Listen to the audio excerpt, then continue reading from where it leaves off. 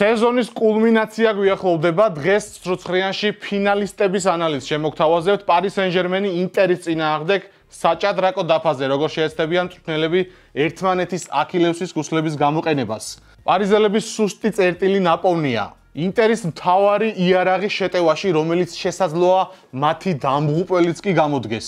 რა როლი აქვს ამ ყველაფერში კვარაცხელიას და რა სივრცეში უნდა ველოდოთ მის თამაშს ფინალში? ამ და სხვა მნიშვნელოვან თემებზე დღევანდელ ვიდეოში ვისაუბრებ. დავიწყოთ ახლა ინტერის ანალიზით და თავში უნდა ვთქვა, წინა ვიდეოში ძალიან გავწიხლე ინტერი და მთლად ესეც არ არის საქმე. ცხელ გულზე ბარსელონა ინტერის დასრულების შემდეგ, მოკლედ რა და როგორ მოხდა და ეგ საჯობა ყველაფერი ვნახეთ. მარჩინიაკი მოკვეთა UEFA-მ და ასე შემდეგ, მაგრამ ეს არ იყო მთავარი განმაპირობებელი მიზეზი ბარსას მარცხის. ინზაგის ტაქტიკური განსწავლულობა და ის მასტერკლასი, რაც ფეხბურთელებმა თვითონ აჩვენეს, რავი, აპლოდისმენტებს იმსახურებს ნამდვილად და მეც ამხელა ჰეითი არ მაქვს ინტერის მიმართ, აგერ მაისურით ვიჯექი ერთ-ერთ წინა ვიდეოში ინტერის ყველაზე მეტად მეშინოდა ამ გუნდის კენჭისყრის შემდეგ თქვი და რამდენიმე ვიდეოთა ადრეც ვახსენე ეგ რომ სწორედ ინტერის შეხვედრა არ მინდოდა მაინც და მაინც ნახევარფინალში და ზუსტად ეგ მოხდა რა. და რა და როგორ გააკეთა სიმონე ინზაგი, როგორ მივიდა ნაბიჯ-ნაბიჯ ფინალის წაგებით და უკვე მეორე ფინალამდე და რა იარაღს ფლობს ეს კაცი არსენალში, ახლა ამ ყველაფერს ძალიან დეტალურად შემოგთავაზებ და რისი უნდა ეშინოდეს კვარას და ლუის ენრიკეს ინტერის მხრიდან. პირველ რიგში აუცილებლად უნდა გამოყო ვინგბექების როლი ინტერის შემადგენლობაში. ბევრი გუნდი თამაშობს 3-5-2-ით, 3-4-3-ით, მაგალითად ლევერკუზენი, ძველი ჩელსი და ასე შემდეგ, მაგრამ დუმფრის და დიმარკოს როგორც იყენებს სიმონე ინზაგი, დიდი იშვიათობა არის ფეხბურთში. გვინახავს ხო ვინგბექები ფორვარდის როლში, ფლანგის ფორვარდის როლში, მაგრამ საკმაოდ ხშირად ორივე მათგანი შედის ნახევარდაცვის ცენტრში და ცენტრალური ნახევარმცველის როლსაც ირგებენ, ფორვარდის როლსაც ირგებენ და ფლანგებზე როგორ დარბიან და რა პასს აკეთებენ, ეგ ცალკე თემაა და დუმფრისმა რაც გააკეთა ბარსელონასთან, საერთოდ ყველანაირ ლოგიკას ცდება, იქ საგოლე პასები, გოლები, მაკრატელა თავით, ფეხით, ყველაფერი გააკეთა ამ კაცმა და არანაირ პირველად რო გეყურებიან მის თამაშს, ვერ იტყოდი რომ ის მცველიაო რა, მარჯვენა მცველად თამაშობს, მაგალითად ნაკრებში წარმოუდგენელია ეგ ამბავი და დიმარკოს გარდა იმისა, რომ მაგარი პასი და მაგარი დარტყმა აქვს, აი პირველ ვიდეოს დააკვირდეთ, მინდა ბარსასთან შეხვედრაში როგორ შეიპარა ნახევარდაცვის ცენტრში, აი ზუსტად 6 ნომერის პოზიციაზე, 6-4 ნომერის პოზიციაზე და წინასწარ იცის აქ ბურთი პოტენციურად საწავა ოლმოსკენ და როგორც კი იღებს ბურთს ბარსას ფეხბურთელი, ეგრევე აკეთებს პრესინგს ოლმოზე და აქედან გადის პირველი გოლი რა. დანარჩენი კი ყველაფერი კარგად ვიცით. ეს არ ყოფილა რაღაცა გაიარა და მოდი წავართმე ვარ იყო. ეგ იყო დაგეგმილი ტაქტიკა, როგორ ამოქონდა ბარსას ბურთი პრესინგზე, რომელი ფეხბურთელი შეიძლებოდა პოტენციურად წამოგებულიყო, იმიტომ რომ პედრისთვის და დე-იონგისთვის პრაქტიკულად შეუძლებელია ბურთის წართმევა. რაც არ უნდა 4 კაცის იგული მოახდინოთ. აი ოლმო ზუსტად ეგ მაგ სუსტ წერტილთა კატეგორიას მიეკუთვნება რა. და ზუსტად ოლმოზე მოხდა ეგ ზეწოლა, რომელიც ბოლო პერიოდში ცუდ ფორმაში არის და გავიდა პირველი გოლი. და ამ ხრივ Paris Saint-Germain-ს სამუშაო იქნება ნამდვილად, იმიტომ რომ მიუხედავად იმისა, რომ კაი ნახევარმცველები ყავს ცენტრში, ენრიკეს ვერ ვიტყვით, რომ რაღაცა მათ დაპრესინგება არ შეიძლება და ბურთს ვერ კარგავენ. თან ეგეთი ფაქტები ვნახეთ ჩვენ ასტონ ვილასთანაც. მეორე ყველაზე მთავარი იარაღი ინტერის შემადგენლობაში, თანამედროვე ფეხბურთში, ბოლო 3 წელი რო ავიღოთ, მოდი უფრო შევამციროთ, რომ მეორე სართულზე თამაშს ასე გუნდი იყენებდეს, მე არ ვამბობ მარტო რომ აი საჯარიმოში ჩაუწოდე და მაღალი ფორვარდი ყავს და თავით შეაგდე. ეგეც იყო ბარსასთან, მაგ ფრივაც მაგრა დაჯაბრეს, მაგრამ აქ მინდა გავამახვილოთ თქვენი ყურადღება ამოტანის ამბავში რა. თუ შენ პრესინგზე თამაშები ინტერს და კაი ნახევარმცველები ყავს ცენტრში 3-ვე და მაინც პრობლემა შეექმნება. ძალიან მარტივად მეკარე ზომერი დაარტყამს და აი ესეთ რაღაცებს შვებიან ლაუტაროც და ტიურამიც, კერდი გინდა, თავი გინდა. ძალიან მაგრად შლიან მოკლე 2-3 პასიან კომბინაციას ცენტრში რა. ბურთს ჩამოიღებენ, წკაპ და ეგრევე გადააქვთ ფლანგზე და ძირითადად დუმფრისზე გადადის, შემდეგ გრძელდება შეტევა და აქ რო მიუხედავად იმისა, რომ ბარსას აღარ ყავს უკვე მასკერანო და ვიღაცა დაბალი მცველები უკან და მაინც ესე დამაჯერებლად მოუგეს ორთაბრძოლები, ბევრ რამეზე მეტყოლებს, იმიტომ რომ არც Paris Saint-Germain-ი არის დალხენილად, მაგამ ბავში პაჩოზე და მარკინიოზე ვერ ვიტყვით, რომ ცუდები არიან, მაგრამ თლად რამოსი ვარანის დუეტიც ვერ არის საჰაერო ორთაბრძოლებში და სერიოზული ჯახი იქნება ამ ბავში, იმიტომ რომ ტიურამი ლაუტაროს მსგავს დუეტთან ცხრიანების აქამდე Paris Saint-Germain-ს შეხება არ ქონია. და კადრებში ნახეთ რა მაგრად შლიან აი ამ პირველი მოგებული ბურთის შემდეგ შეტევას და თავარი ისაა რომ თუ მოუგე ამათ სახარებათა ბრძოლა ეგრეთ წოდებული second balls რასაც იძახიან მწვრთნელები მეორე ბურთი ეგეც მაგათ რჩებათ საკმაოდ ხშირად და აქაც ხედავთ ამას ანუ პირველი ორთაბრძოლა აქ მოიგო ბარსა მაგრამ რა გინდა დახვდა იქვე ლაუტარო და ძალიან საინტერესო რომ ეგ 3-5-2 ზუსტად წმინდა გაგებით აქვთ სუფთად ერთი-ერთში ეს ორი ფორვარდი კი არ არის ერთი დარბის და მეორე ვერა და მოდი ერთი ფლანგზე გავიდეს არა ძალიან ახლოს დგანან ერთმანეთთან თავიდან მაქსიმალურად იმიტომ რომ ამ ბურთს ერთი რომ მოიგებს მეორესთან უნდა გაითამაშოს რომ მეორე ფლანგზე შეტევა წავიდეს რა აქ ზუსტად ეგ ხდება და უგდეს თავით მართალია მეტოქემ მაგრამ მეორე ბურთი ამას დარჩა და წკაპეგრევე გაიშალა რა და ეს დიდი ხანია უყურებ ახლა ამ ინტერს პირველი ფინალის დროსაც როცა წააგეს სიტისთან იქაც ეგეთ რაღაცებს ჩალიჩობდნენ მაგრამ იქ ნუ ლუკაკუ იყო საშინელ ფორმაში და ძალიან ბევრი რაღაცაში დაღუპა თავის გუნდ თორე ძალიან მარტივად შეეძლო ინტერს იმ ფინალის მოგებაც ორი წამის საქმე არ დაიზაროთ დღევანდელი ვიდეოს დალაიქება და კრისტალ სპორტის YouTube არხი გამოიწერეთ სულ 500 გამომწერი გვაკლია 40000-მდე და ეხლა ჩემი ყველაზე ასე ვთქვათ საყვარელი ნუ ფავორიტი ნაწილი ინტერის თამაში რითიც ძალიან მოვიხიბლე კონკრეტულად ერთი პერსონაჟი არის ტიურამზე მაქვს საუბარი შემთხვევითი არ იყო რომ ტიურამი რო დაიმტრა იქ დუმფრისის ტრავმას დაემატა და ამ ორ კაცს რამხელა გავლენა აქვს ინტერზე გამოჩნდა იმიტომ რომ ბოლონიასთან და რომასთან წააგეს და სკუდეტო წააგეს ტიპებმა ანუ ეხ კი აქვს თეორიული შანსი მაგრამ ნაპოლიმ სახლში ვერ უნდა მოუგოს კალიარის და რაღაცა ის არის ფანტასტიკის სფეროა ეგ რომ მარადონაზე ვერ მოუგოს კალიარის ნაპოლიმ ბოლო ტურში და ეს მოგებული სკუდეტო რო განიავდა ზუსტად ამ ორი კაცის გამოკლების ბრალი იყო თან ამავდროულად თასის ნახევარფინალი იტალიის მილანთან 0-3 წააგეს ძალიან დიდი იშვიათობა ინტერი რომ მილანთან მადონინას 100 აგებს ბოლო პერიოდში და ეს ორი კაცი არ იყო რა რამხელა გავლენა აქვს აქედან ხო დავინახეთ და ეხლა პირველი ვიდეო მინდა განახოთ ტიურამის ცენტრფორვარდია ეს კაცი რა 9 ნომერია ხო და სად ჩადის უბრალოდ დააკვირდით რა პოზიციაზე დგას აქ ამ კადრებში რა აი კანტე რო იდგა ხოლმე ჩელსიში დიდი ზეწოლის ქვეშ აი ცველი რო იყო ფაქტიურად რა მესამე სადღაც აი საპენალტოსთან საჯარიმოს ხასთან და აი საყდენი რო უნდა იდგეს რა დამზღვევად ტიპი მაქამდე ჩადის ანუ არიზარებს და აი აქ მოძრაობს შემთხვევით არა თან მარტო ის რომ აი ბიჭები ყველა უკან ჩავედით და რაღაც ჩავბეტონდით არ არის ეგ ყველაფერი არის კონტრ გეგმის კონტრ შეტევის დაგეგმვის ცდელობა რა პირველი ნაბიჯები იდგმება ინზაგის მიერ თავდაცვის მომენტში შესატევად და უკვე შემოვიდა მეორე ვიდეო ისევ იგივე საკეთებს ტიურამი ხედავთ აქ ძალიან უკან არის და ჰოპ ეგრევე დაითრიეს ბურთი და ვის აქვს რამდენი ახალმცველია იგივე ხო მისცეს ტიურამს და რეაქტიულივით რაკეტაა ტიპი რას გარბის ამხელაა ჯერ 1.91 არის თორსტების სიმაღლეში და ანუ რა გავარდა და ვის გააყოლა აგერ გააყოლა დუმფრის მეორე რეაქტიული იქიდან რაკეტა დაიძრა ფლანგზე და ეს ორი კაცი რო დარბის ეგრე ინტერში ვერავინ დარბის საერთოდ მაგაზე სწრაფი არავინ არ ყავთ და ნუ მათ როლზე ვისაუბრე და აქედანვე ჩანს ანუ ეს ორი კაცი არის ძალიან გადამწყვეტი ნუ ლაუტაროს როლს არ ვაკნინებ მე უბრალოდ მრავალფეროვნების ამბავში რომ მოსაწყენ 3-5-2-რად არ იქცეს აი ტლანკი 5-კაციანი დაცვები გვინახავს სხვა გუნდების შესრულებით და ინტერზე ამას ვერ ვიტყვით იმიტომ რომ ხა 4-4 ეთამაშო ბარსას და 4-3 და 3-3-დან ვერ იტყვი ხა რომ პრაგმატიაო რა ეხლა რამდენი 5-3-2-იც არ უნდა იყოს თუ გინდა მე-6-ე დაამატე 7 გოლი გაიტანეს 7 გოლი 7 გოლია რა ტაბლოზე გინდასე გინდისე რა შანსი აქვს ახლა პარის სენ-ჟერმენს ინტერის წინააღმდეგ და რომელი ნაკლი უნდა გამოიყენოს მეტოქის დაცვაში მივადექით ახლა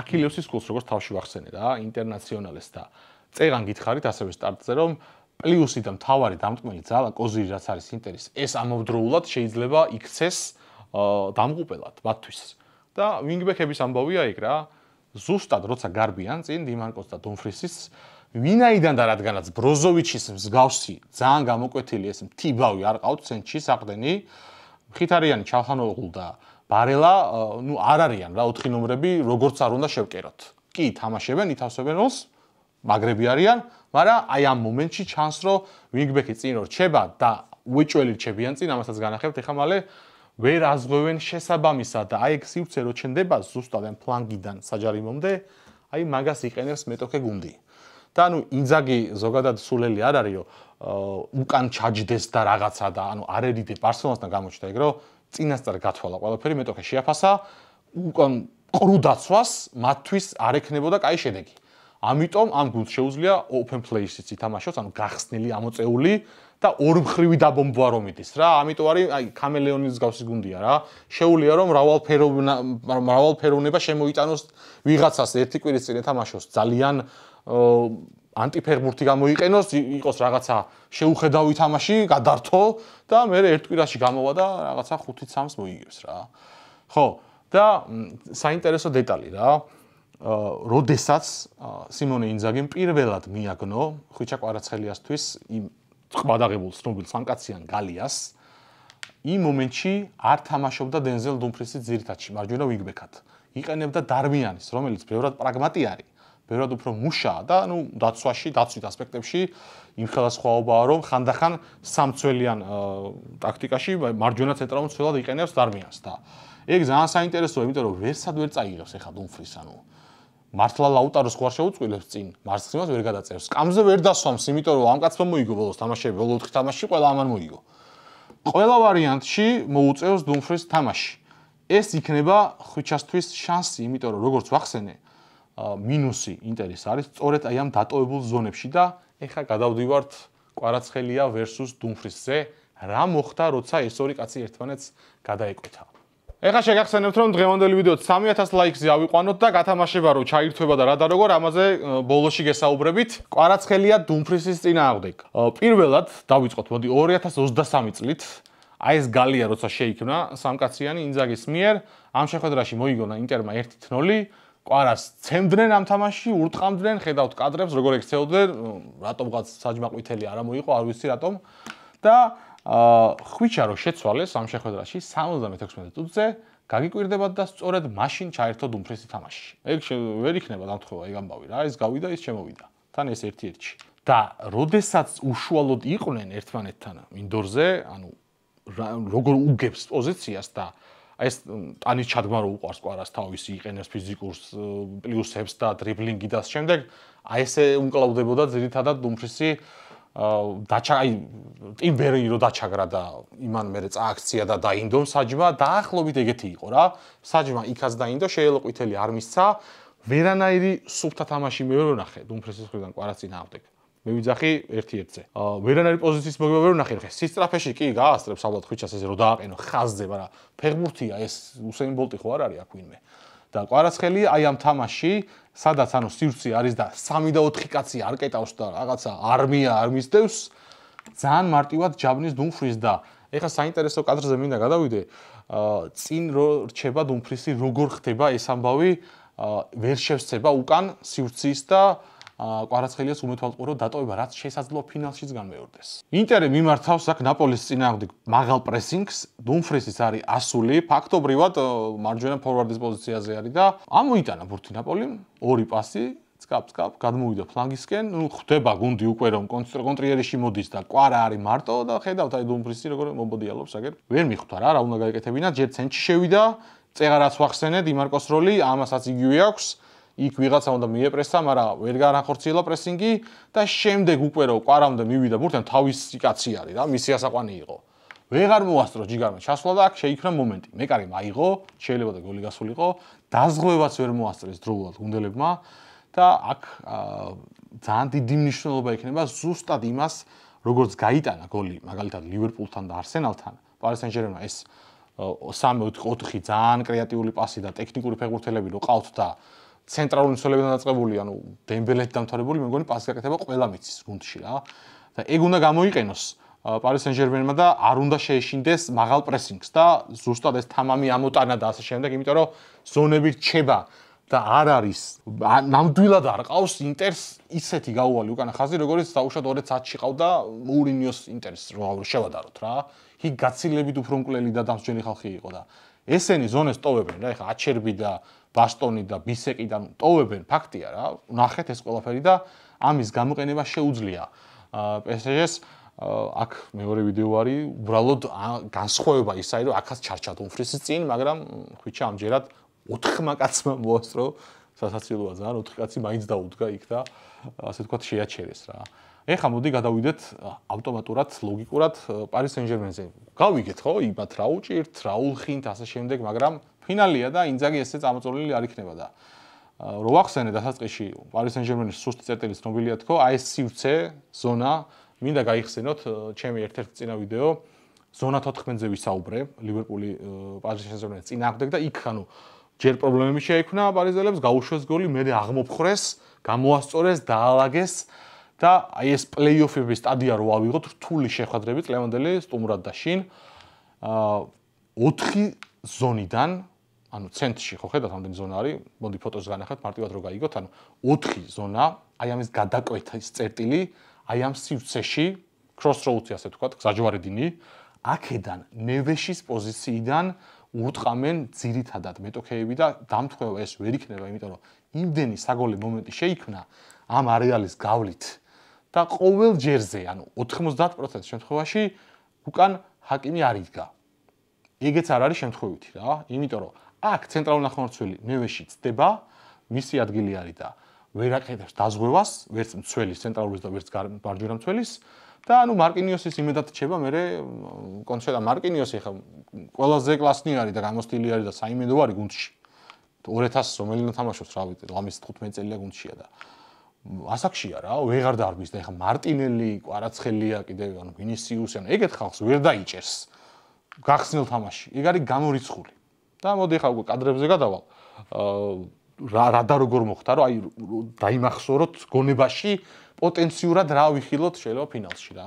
პირველი კადრი ასტონ ვილა საოცარი თამაში ბირმინგემში და აქ გრძელი პასი დაცვი და დააკვირდა, ანუ საჯარიმოდან ამოაქვთ ბურთი და რამხელა სივრცე აქ დატოვებული მინდა როგორ დარჩა ხედავთ რამხელა სხვაობაა რაშფორდი და მარკინიოსი და ანუ არ უნდა ხდებოდეს ესეთი რაღაცები დონარუმა აქ მოევლინა ღმერთად ხსნელად ყველაფრად არ ვიცი ამ თამაში შემდეგი კადრი რაისის ამოტანა საკუთარი ნახევრიდან ამ მთელი მოედანი გადაჭრა ტიპმა წითელი ხალიჩა გაუგეს ზუსტად ჩემსვიან ახსენების ზონა გაიარა შეისეირნა ჩავარდა აქ ზონა ნევეში ვერაფერს შვება ჰაკიმის ვერაფერს შვება გამჭოლი პასი და ნუ აქ ტროსარდის მომენტი გახსოვთ ალბათ ხო დონარუმამ იხსნა აქაც გუნდი ანუ ეს კაცი არ ვიცი რამხელა როლი აქვს ვის შევადა რომ მიჭირს ანუ ჩემპიონთა ლიგა თუ მოიგეს არ ვიცი კურტუა და რეალი ალბათ რა შარშანაც ლივერპულთან რომ მოიგეს ფინალი აი ეგ სეზონი ქონდა ღვთაებრივი ტილოს მომდევნო კადრი ისევ არსენალი ამ შემთხვევაში უკვე მარტინელი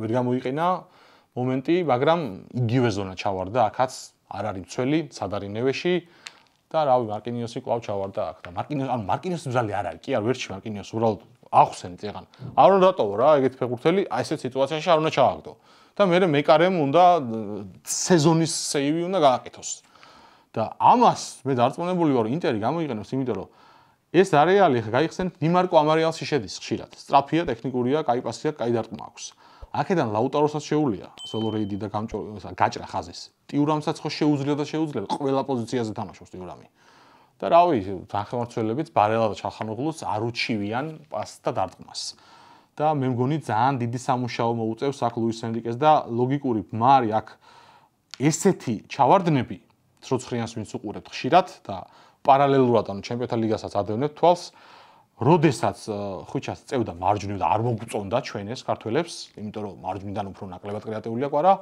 ოდიში, მაგრამ ნუ ჰაკიმი მადლობელი არის ამ დროს რა, იმიტომ რომ მე ნაკლები შეცდომა არის იმ ფლანგზე დაცვაში. და მე მაქვს ეჭვი რომ თუ ინტერმა აქედან დაარტყა და აუცილებლად ცდიან, ხუჩას საკმაოდ ხშირად მოუწევს მარჯვენა ფლანგზე გადასვლა, იმიტომ რომ დეზირე დუე და ბარკოლა ასე კარგად უკან ვერ მუშაობენ, როგორც კვარაცხელია.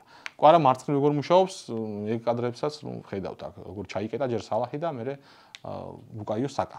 ხო და არ ვიცი, ეს არის ყველაფერი. ვარაუდები, მე შემოგთავაზეთ სცენარი სავარაუდო, რაც შეიძლება მოხდეს, რა გზაც გაიარეს გუნდებმა. ძალიან კარგად აჩვენა ორივე თავისი პლუსი, თავისი მინუსი.